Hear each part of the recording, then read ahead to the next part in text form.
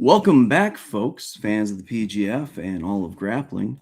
Murphy's Law happens, and Egghead Scramble says, Semper Gumby, improvise, adapt, and overcome. So we're an hour late. It's okay. Hey, but most importantly, we have the man of the hour, the man of the PGF, sure to be the first person in the PGF Hall of Fame, the guy that's the PGF Season 1 champ, the PGF Season 2 runner-up, even though he gave up a lot of weight, PGF Season 3 regular season champ, PGF Season 5 champ again, PGF 7 PGF Season 6. I mean, he's everywhere, folks. Semifinalist and team champion. PGF Season 7, getting the playoffs again, even giving up a whole lot of weight to that 205 weight class. And once again, now the first franchise player of the Alabama Twisters, we have your Elijah Carlton. And first, just to, because I am a super fan, we're going to take a quick look back, just because this is a nice little video they put together of Elijah during season 1. And Elijah, if you want to pop in and say anything as you see things, as you kind of relive this, I know you probably haven't seen this in a while, feel free. But folks, this is like the birth of the PGF right here. So we're gonna watch just about a little less than 4 minutes, but it's worth it.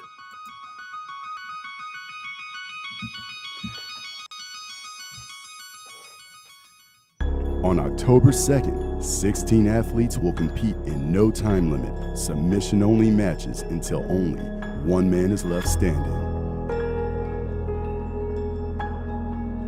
Will the undefeated Elijah Carlton remain on top? Formerly the bad guy. First professional grappling federation title? Or will one of the challengers rise to the occasion? Actual Elbow Genie, Matt Elkins, the president of the Alabama Twisters now. It all happens live and free on YouTube, October 2nd. But first, it's time for PGF 1 Countdown. Submission only tournament's about to go down. What's your predictions? 24-0.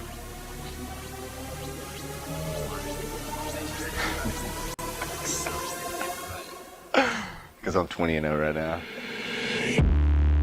Instincts going no, looking bad like a bat with an eye patch. I think I put a pace on people that they can't handle, especially off of my ass. I think my Kazushi and the pressure I'm able to create from the bottom is hard to deal with. So what more can I say about Elijah Carlton? He was 20-0. Original Didn't lose a match all PGF season. Matt. And honestly, only 2 guys took him into that 4-minute mark. One Mike Ritchie and one Lewis Collins. He took out every other favorite. I knew this season was going to be special for Elijah when he took out Matt Elkins and Nilo Bergener in under a minute and a half. To his brother again in season 2. Both of those top guys, and arguably those are the second and third best guys in the PGF, and he submitted both of them in a combined time under 2 minutes, and I think it was a minute and a half. So Elijah was special. Well, the main thing that Elijah has done is he's walked through everybody that we put in front of him. That was day one. I lost a lot of weight matches, from day one to the he's had finale. 20 submissions. Everybody that we put in front of him, he submitted them. He didn't beat him on a decision. He didn't eke out a points victory. He submitted them. And I think he expects to do the same thing in this tournament. I think most people expect that. I can play a lot of different styles, man. I like to be able to throw anything out there. Unpredictable, right? And switch to predictable, right? I want to constantly throw all sorts of different things at people to where they don't know if I'm trying to be predictable or be unpredictable. 20 for 20, man, and it is that mentality. It's the confidence. He goes into every match expecting to win. And a lot of guys tell themselves that. A lot of guys tell themselves that they are going to win the match, but most don't believe it like he does. And so I think it makes him special and sets him apart from all the other competitors, at least that I've seen, especially in the PGF. Elijah does a great job of mixing a really relaxed style with an aggressive offensive attack. And so he can come at you kind of slow and sort of lull you into a sense of comfortability, but then his setups are clean, and when he makes his play on his setup, he attacks really aggressively, changes speed on people, and I think that that plays a big part in why he's able to get so much. And honestly, he's just he's a level better than most of the people that he's rolling with at any tournament. Oh man, that's getting me hyped. Yeah, brother. I just want to set the stage for. We have so many fans now. It's funny. You listen to some of these young bucks, these qualifier winners, and we'll talk about them in a little bit. These guys about how they learned about the PGF, and a lot of them learned it from season 6 in Vegas. I got it. Very distinctive, very very cool, etc. But I'm talking to the jabroni, formerly the bad guy, the OG, as I said, the guy with more kills, more breaks, more elbow genie points than the elbow genie himself. I guess we might have to rethink the name of that point. It might be the jabroni point, right? Sorry, brother. You got to go take that up with the man that finances taxes. Our tractors. I apologize. No. Come on, Selvagene. We had to fix it for him because of course the history was that he was breaking everybody within just insanely quickly, but he wasn't going to even make the playoffs, and that was the fear. And so before season 2, okay, let's figure out something there. But most importantly, and one of the reasons I really wanted to show you that was that what. Just looking back, we talked about this before we came on. It's been 5 years. It seems so much longer because mileage is even greater than time. When you look back, just maybe talk about the experience of from season 1 to now and your life and everything. Just lay it out there, man. From the time I met BMAC and did his first little, I think it was called the River City Pro. He did. It was one of his first pro tournaments he ever threw at his gym, and I went there and won it. I knew that BMAC and Keelan were special. I knew they had something. And then when they approached me about the PGF and gave me this idea, I knew they had something really special. And I was honestly just honored to be able to be a part of the first season and really become a staple of the brand itself and help it grow. I didn't ever think that it would be what it is today. I knew it was really special, but I just didn't. I don't think anybody did. I don't think anybody expected it to be what it became today. And look at us. We're at season 9 now, and I've done every single one of them except for the 55s that I can't make. So after this season 9, it'll be 7 seasons I've done. I've done 6 seasons right now. This will be my 7th season. And 5 of those seasons will be done all in 1 week. So the first season was the only season. It was the first season they did the 6-week format. And then they had this problem of that's just too long. And so they started cramming it into a week. So I've done 1 of the 6-week seasons, and I've done 5 of the week-long seasons. And now I'm about to do my second 6-week season, which honestly, I think is going to be a little easier. I get time to recover. It's not that gauntlet style, do it all in a week. That stuff's rough. I feel like doing just 1 of those is a year's worth of competition. It literally puts that much stress and anxiety on your body and your mind. It's brutal. It really is. If you haven't experienced that, and maybe, I don't know if anybody ever will again, they might not ever do a week-long season like that. But it's definitely taxing on the body. I look back, and you said earlier before we even started the podcast that it's been 5 years, and I was like, damn, I feel like it's been 10 years. It's stressing. It's stressful, but just really excited to come into this season. Look at this. Look who's calling me. Matt Elkins is calling me. Well, if we need to, we can get him on here. But let's talk to you for a little bit first. If you can tell him, hey, if he wants to join, he can. But I want to talk to you first. Obviously, also off scene. My son CJ, this is my producer. Got to tell you, he's your number 1 fan. And he's been telling me that for quite a while. that your son was #1 fan. Well, he's stuck to it, man. He's one of those guys that he picks his guy and he follows him. But yeah, you talked a little bit about the fact that things have changed with the format, and that's been a big story lately. Going from that, season 1 was that weekly thing. Well, that's confirmed PGF go at the bottom. That's funny. Yeah, well, that's CJ at work. Again, you're a fan. So, wait, hey, you arguably have a serious, argument to be made there. Like I said, first ball Hall of Famer, no question. But again, we'll get back to it. So, PGF strategy.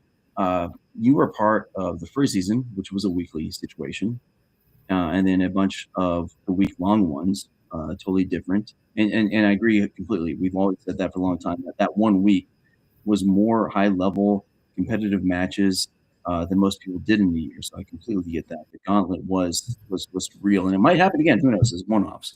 But and going from maybe perhaps between season 1 and the other week-long gauntlets, what's the change in strategy? Did you use, or do you think that's important? Well, I've always looked at it as possible. Especially during the week format. You're doing the week format and you have 3 matches a night for 5 nights in a row. It's difficult. If you're going out there and you're having these long, grueling draws with people, 6-minute matches, you gotta.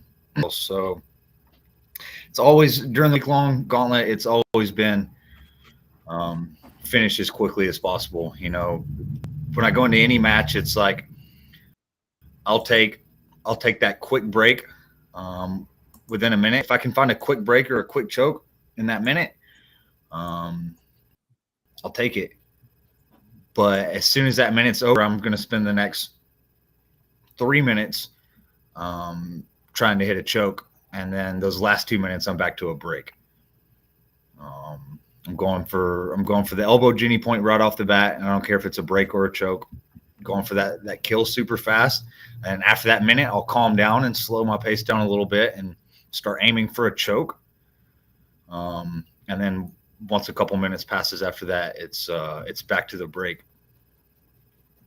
Yeah, it seems the competitors inherently kind of have that kind of concept in their head. I just haven't seen anyone. Obviously you have the most experience in the PGF. No one has really just made it happen like you have.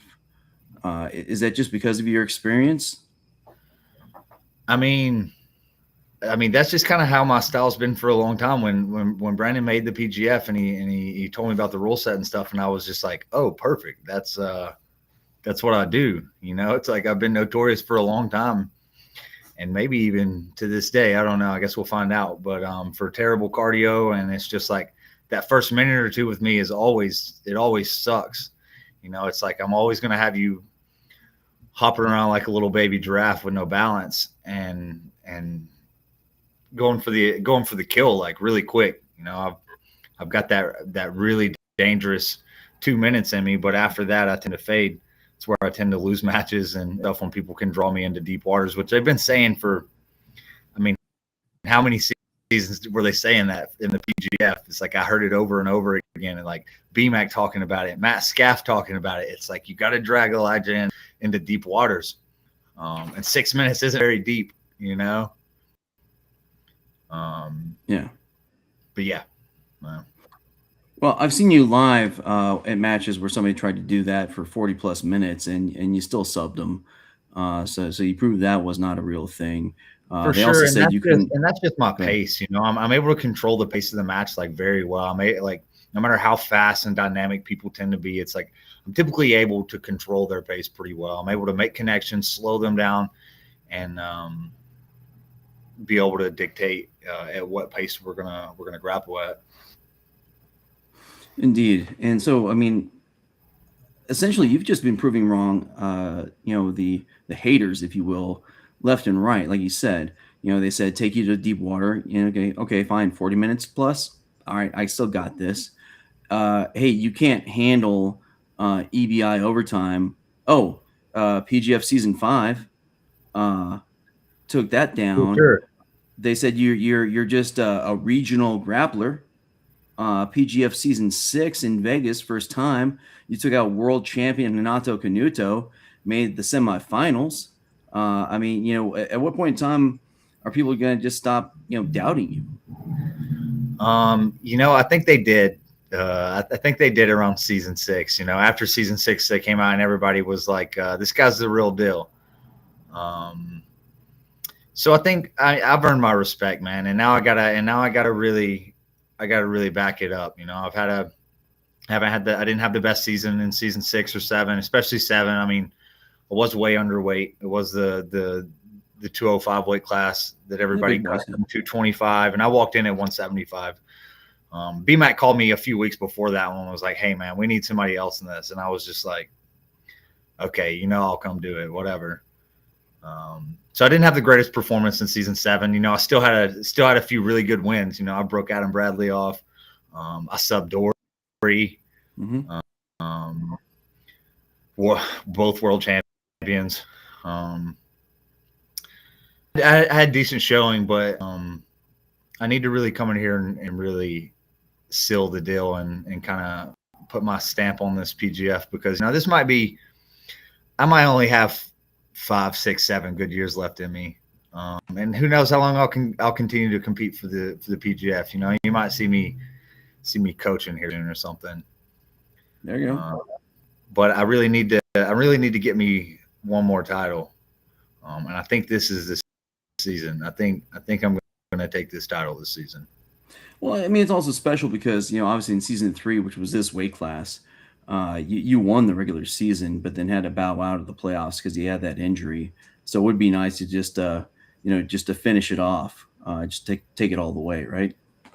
Yeah, and I mean, who knows? I might just keep. I mean, I know they're doing the absolute after this one, and I don't know if you've noticed me, but I just keep getting bigger here in the last many months. I'm probably 200 pounds right now, which is going to be a major difference from season 6 and season 9. Season 6 was 175 pounds, and I walked in at 175 pounds. Everybody else cut from 190 plus. I'm going to be making a cut from 200 to make that weight, and I'm going to be appropriately sized for everybody in the season. I will not be one of the smaller dudes for this season. Much like the many seasons I've done, I've been one of the smaller dudes. 185, I was kind of small. I walked in at 185. 175, I was small. Obviously, 205, I was small. Yeah, I think this is going to be my season, man. I'm feeling really good. My weight's right. I think my mind's right. Yeah, as right as it can. Season 9's going to be one to remember. So, talking about your mind, you've gone from the bad guy that we just had in the little preview there, yeah, to which again, I see you have down below you the prodigal grappler on your Instagram. Can you take us a little bit through the journey of Elijah Carlton? Well, you know, I already had this reputation of this dude who was just kind of a degenerate. I seemed kind of mean on the mats. I finished people quick. I talked a lot of shit. And then it was during season 1, BMAC just called me the bad guy, and it just kind of stuck. And I really just started playing that role really hard. You know how Heath Ledger really got into the role for Joker. You know, like when BMAC called me the bad guy, I really just kind of jumped right into it and was like, okay, I'm gonna run with this. And then, you know, I had a lot of success with it, and grew my name and just my brand, and won a bunch of stuff. And I definitely just let life get to me and partying way too much, and just being a degenerate and really, really playing into that. And then me and my buddies just started calling each other jabroni for no reason, and it just kind of stuck one day. And I decided to change my Instagram to Jabroni Grappler, and that just blew up, man. I got a lot of engagement out of naming some of these moves that I had done, like my triangle and like the inside spin.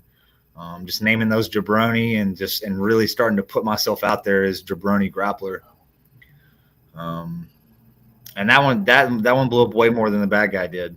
It was definitely a different season for me. The bad guy was definitely like my winter arc.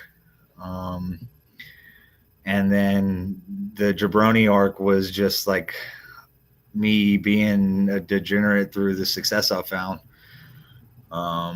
And I think my prodigal arc is just the comeback. You know, I went from hometown kid to kind of local celebrity, and let it get to me, and kind of started straying away from the path that I originally wanted.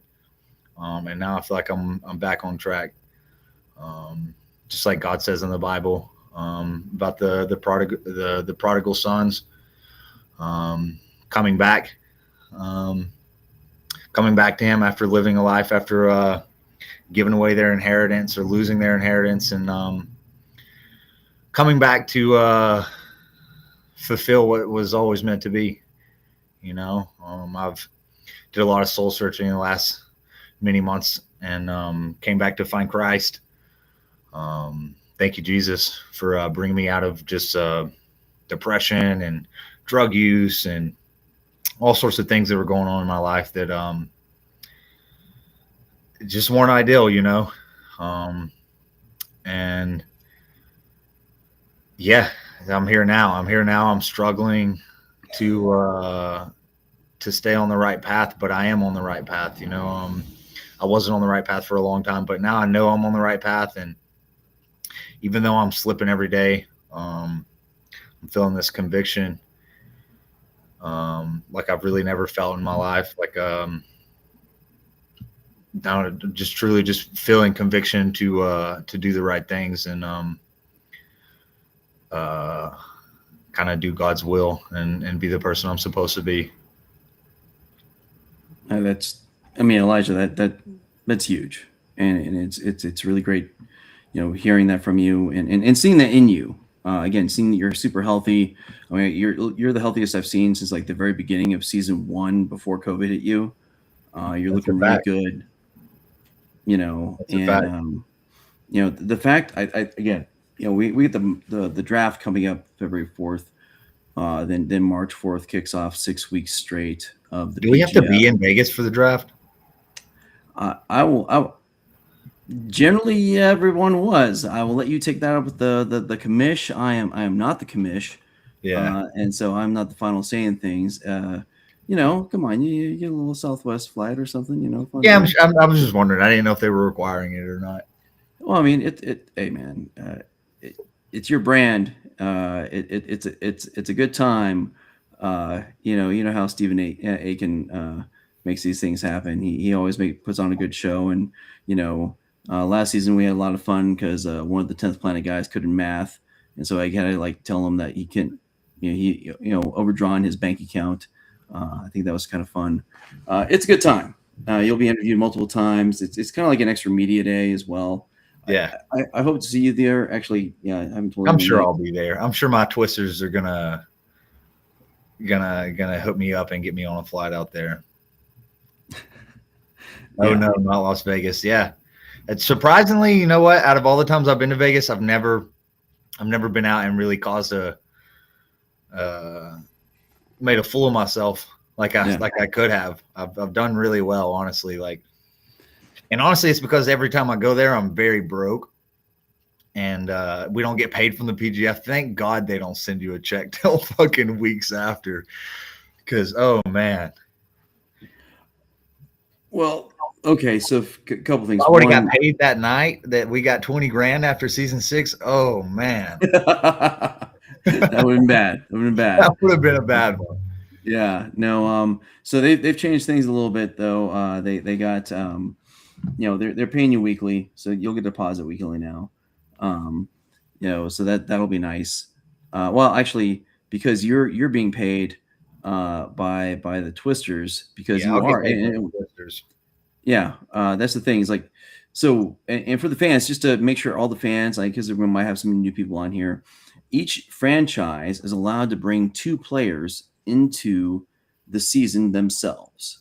And so, Elijah here is the first franchise player of the Alabama Twisters, which, very fitting. The Alabama Twisters, led by Matt Elkins, who you faced off against in PGF Season 1 and PGF Season 3 and PGF Season 6.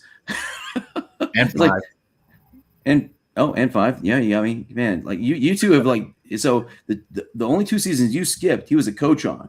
So he's got you a little bit because he's like a coach on those other ones. But like, you guys have been mainstays, and now he's the president of the team, and of course he drafts the guy he knows the most. The king of the PGF.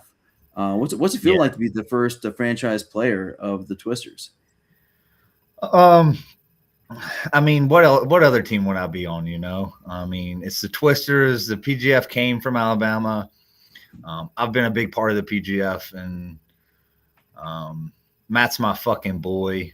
Like, it doesn't make any other sense. And honestly, any of these other teams could come and offer me any amount of money they wanted to, but I'll stick with the Twisters. I'm going to represent, and we're going to make the Alabama Twisters like a real professional team.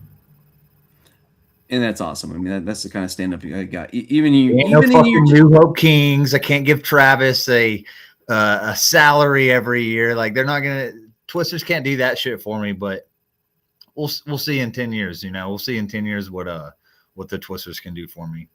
We don't need these big fucking companies and all this money. We don't need their stem cell money. Tell them they can fuck off. Let's back off the degenerate days. Let's go back to the prodigal grappler days. Let's lift people up. Because hey, the phenoms, the kings, hey, they're in there with it. We're all about the PGF and all about the fans, and obviously everyone. Well, they better bring it, and they better be writing big checks to try and find the best grapplers they can to bring with them. That's right. And thanks, JB. He says congrats for your being the first player on the Twisters, man. That's amazing. Thanks, man. Yeah, JB is a big fan. But I mean, here right there with it. Another natural person to be on the team, and it has been announced, or at least during the Twisters qualifier. So I feel confident that I won't be on double secret probation for saying it. Your teammate in real life that you've been, giving his flowers and putting him over forever. Your baby blue belt teammate from season 3, Kevin Buring, on season 6 too. But Kevin Buring will also be joining you on the Twisters. Man, how's it feel to have your teammate from real life being again your teammate on the PGF? Man, I just feel blessed. Kevin's wonderful, and I really feel like he hasn't been able to like show his true potential on the stage yet. Any stage, I mean, he's had incredible performances. Like, everywhere he goes, he's winning shit left and right. But I don't really feel like he's been able to step out there and show his full potential. He beats the absolute crap out of me in the training room. He's spectacular. He's the future of the sport. And me and him are going to lead the Twisters to victory this year. I really think there's a very good chance of that. I mean, I'm sure we'll get Kevin and who knows, maybe even Big Daddy, his dad on the show too. Gotta love him. But do you know any? Have the Twisters announced who the coach is yet? They have not officially. I know who it is, but Okay. Let's keep that mum until they make that announcement. Yeah. And I know it's perfect, and I know it's very appropriate, and he's the best person I can think of. Okay, I'm not CJ. Stop it. I'm not saying anything. I'm gonna get in trouble. Stop it, CJ. Stop the music.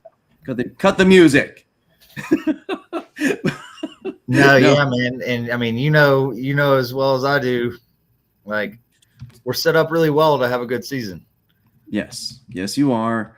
I mean, look, everyone loves the Twisters energy. You and your boy Kevin being able to talk to each other, coach each other, that's phenomenal. And again, I mean, I think Brandon said it before. Like, you chose the PGF too because it fits you. It's like a match made in heaven. Like, it's perfect for your style. But even now, more so, especially for Kevin, people have been running from him since he was a baby blue belt. And with I their run shot from him clock, every time. anyways, I'm not saying names, but people generally do. Even at the last EBI, the Combat Jiu-Jitsu Worlds, people were running from them. You can't do that with our shot clock. If they're not progressing, they're going to go, in bottom penalty position, and he's going to get their back and choke the crap out of them because your guys' coach teaches you very well. So I think again, like I said, I agree with you. I think you're set up very nicely for the season. I'm excited. So right now, things we can talk about, things that are public knowledge, is that we got Jet Thompson and Cam Hurd have been announced as the two players that the Las Vegas Kings are bringing here. And we have Andrew Cockle for the Phenoms, kind of a regional guy, but he's been on, I think he was on CJJ Worlds or EBI, one of the two. And he's been in, a number of other events, big time competitor. So talking about how well you are set up, how do you feel your guys' chances are against these other teams, knowing the competitors they have listed so far? Jet and Cam are great competitors. I have a loss to Jet in the PGF. Love to get that one back. Got a win over Cam and a draw with Cam. Awesome competitors. They have a great team. I think Cam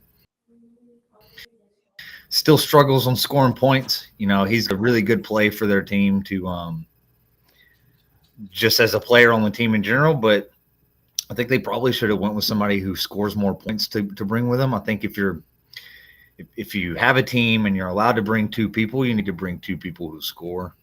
And not shitting on Cam at all. I just don't think his scoring ability is there. He thrives more in the wrestling and the scrambles and scoring points and different rule sets. Obviously Jet doesn't have a problem with that. Jet's a finisher. He finishes people. He was a little slow starting this last season. But obviously we know what he did. He came back and won it all. So I'm definitely excited to probably get a run back at that with Jet this season.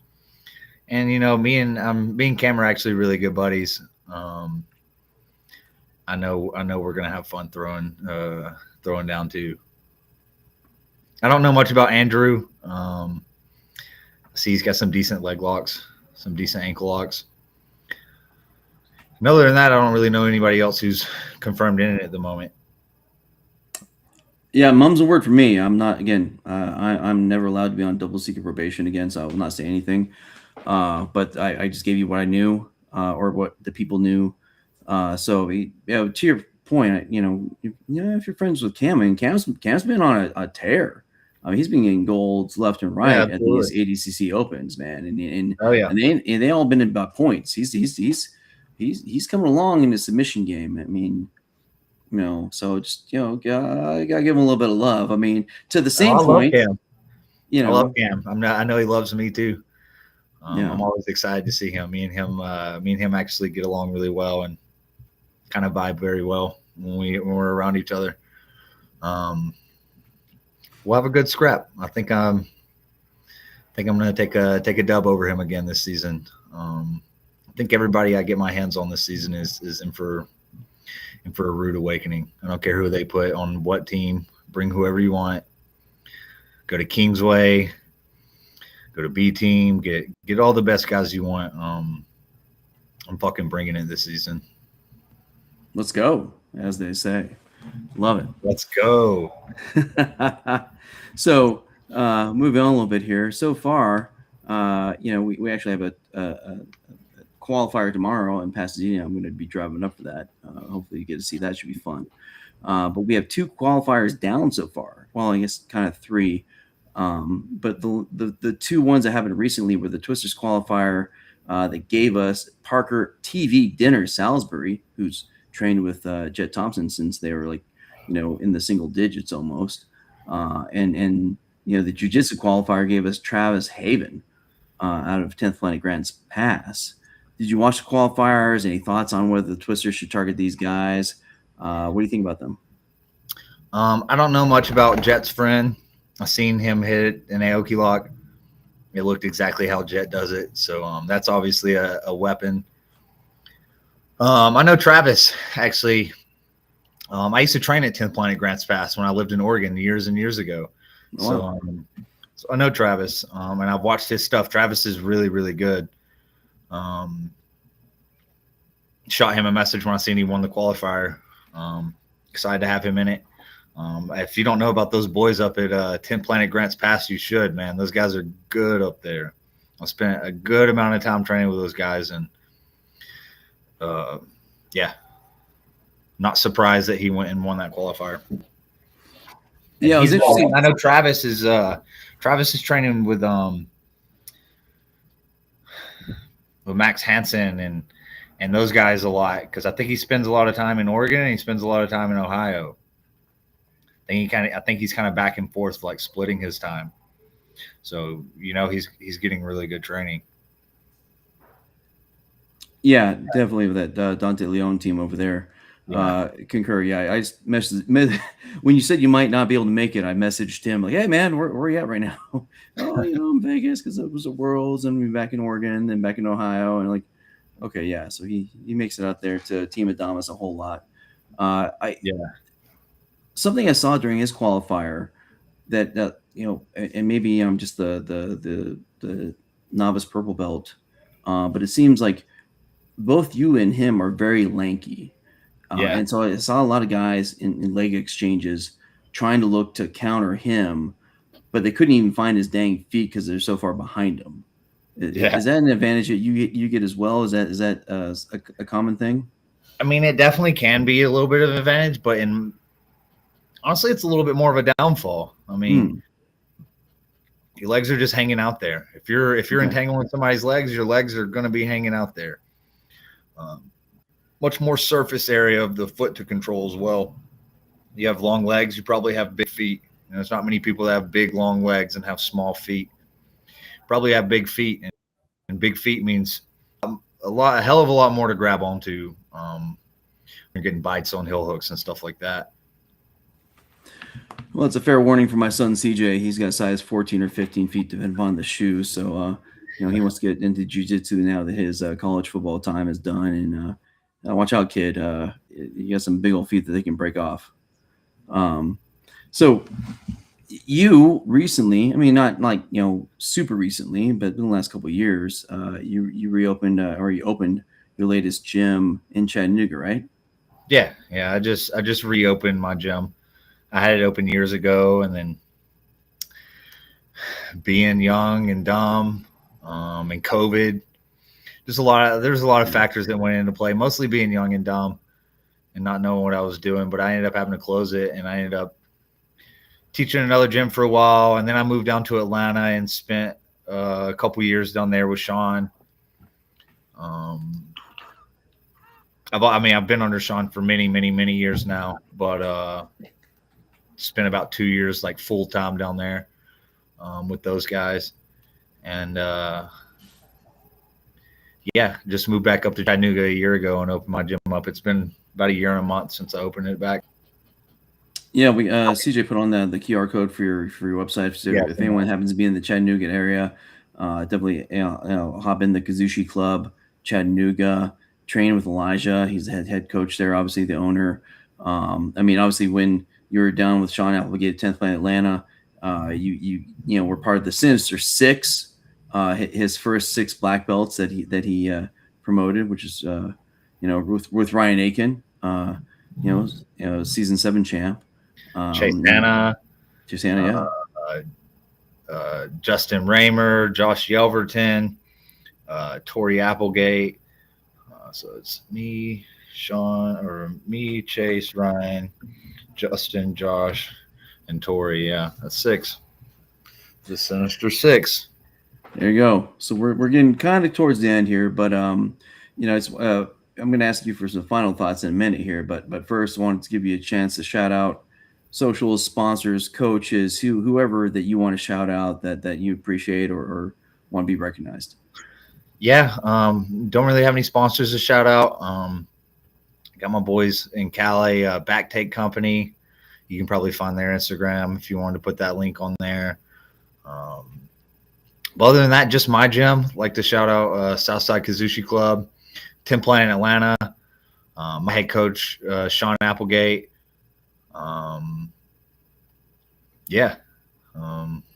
That's about it. Just my team, my coach. Well, there you go. And I'll do it for you, for both of us. Hey, just always a shout out to Conscious Keelan and shout out to Catherine. the PGF. Yeah. Thanks. Shout out to the dudes behind the scenes making everything work. Yeah. Shout out to Zoe. Yes, of course. Heather Gracie as well. I mean, just everyone that makes this thing happen for us, because giving a chance for you grapplers to be professionals, and for us super fans to just have something to truly love. Man, it's a blessing to have people who care about this sport so much to dedicate their time and their resources to letting us do what we love doing and making it profitable for us. And I tell you, like that season 1, and I've said it a few times, I was during COVID, which you got COVID during the season. Yeah. But so many of us were shut down. We couldn't do anything, couldn't train. There's actually an order on base that I would have been possibly in serious criminal issues if I trained during it. So I couldn't do anything. And so the methadone was the PGF every Friday night, and get to watch, all respect to all the guys that you stunt on people, and all the good scraps, etc. It was definitely amazing. So I want to thank you, and just following your journey has been amazing, sir. Thank you, man. I appreciate all the support over the years. I know I'm a handful. I know I can be a lot. But I'm really trying to change my life up and be a little bit more grateful for where I'm at and the people around me, and honestly, I really just want to serve now. I want to help people grow in the sport and get better, and just promote the PGF and everything that they've done for me, and be a testimony for our Lord and Savior Christ, for pulling me out of just being super, super far away from him, and not doing good to doing good. I hope that people can see where I've been and see my testimony and know that it's never too late. It's never too late to go back. That's where prodigal came from. I've been gone for a long time, but it's never too late, and you've never done anything that isn't covered by his blood. No, I'm here to just to serve and to just be a testimony, man. And if I was smart, I'd probably end on that. However, I now see the jabroni smile just a little bit. I think I at least have to have a final thought or message from you for your opponents this upcoming season. Tell them what's going to happen to them. I honestly haven't ever been too much for talking about what's going to happen. I've talked a lot of shit, but we're just going to find out. Basically what I tell them every season. It's like they say this, Elijah's not this, Elijah's not that, Elijah's not supposed to be here, he's not the same caliber as these guys. Well, you're just going to have to come and find out yourself. You're going to have to tune in and watch every Wednesday night. Yeah, there you go. And since you're on the Alabama Twisters team, Twisters up, with Matt Elkins as the leader, as Elkins always say, hey, you're going to find out fast. And, Find out fast. chances are going to be stacking up a few more of those LB points. And, who knows? Maybe if the people say it, Brandon is open to the people. If the people get behind you, maybe it can be the Elijah Carlton point or the Jabroni point. I'm just kidding. I don't really care about taking that name from Elbow Genie. He can keep that. I'm just going to be scoring those Elbow Genie points left and right when I need them. But don't be surprised if you see me on top this season. Kind of just letting people feel my wrath from underneath. Dang, Elijah, you're undercutting my plan here. I've been trying to nudge Jonathan Roberts to coming back. I've been messaging him like, "Hey, brother, this is your weight class. This is good for you. You can do finance for tractors, remotely, and Yeah, I think he needs to pop up. I think that would be cool to see him in this season. It'd be legendary, man. You, him, and Matt all there on the mats together. From season 1 to now, that'd be legendary, man. I'd love it. Oh yeah. All right. Well, I think I apologize. Before I let you go, is there and if you could hang on the green room, maybe my son could fanboy over you for a little bit before I get back to as I close this up. My student Corey, one of my best friends on the planet, right there. My coach over your coach. There you go. My dad can beat your dad. Is there anything else you want to tell everyone before you head to the green room? No, I'll see you guys in Vegas season 9. Y'all tune in. Heck yeah. All right. See you back in a second. Hey, all right, PGF fans. Just a heads up, we do obviously have the qualifier in Pasadena tomorrow. If you're within driving distance, I'm about 2 hours away. I'm gonna make it there. So go to the Sub Kings.